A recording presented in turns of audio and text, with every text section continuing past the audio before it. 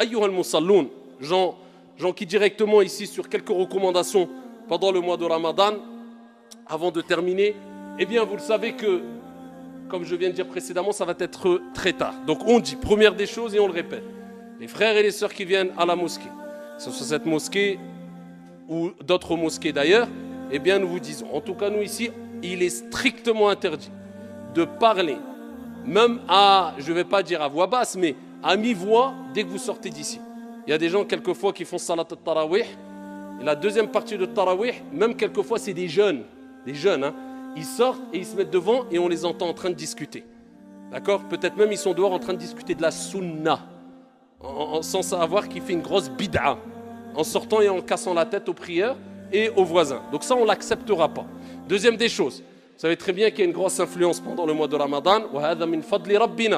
Lakin, ici, il faut avoir encore plus de discipline, tant au niveau de la salle d'ablution, tant au niveau de la salle de prière, une certaine hygiène, être le plus propre possible, éviter de nous planter des palmiers dans l'esplanade. Comme un frère, il m'a dit, alhamdoulilah, il y a du goudron.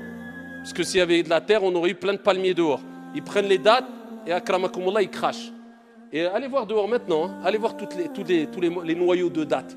Vous avez vu quand je vous dis que Ramadan, l'islam c'est un comportement. On est arrivé à ce stade-là de dire arrêtez de jeter les noyaux de dattes sur l'esplanade.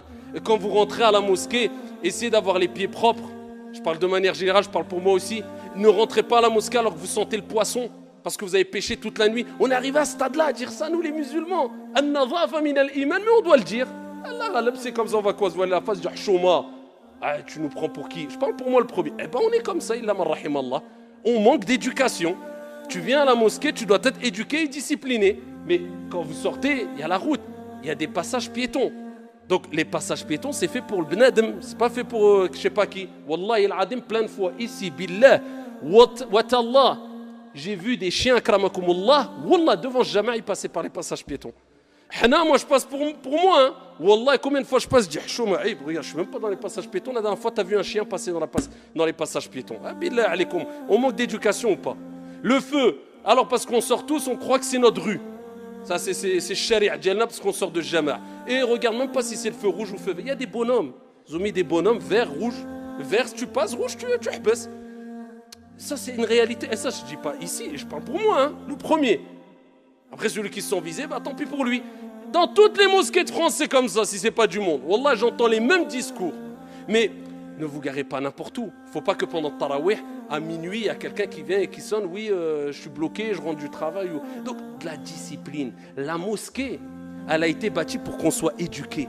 Regarde, on soit ordonné. Normalement, quand on sort de la mosquée, wallah, les non-musulmans doivent dire, regardez le calme, as-sakina, la sérénité chez les musulmans. Regardez l'ordre, regardez la discipline.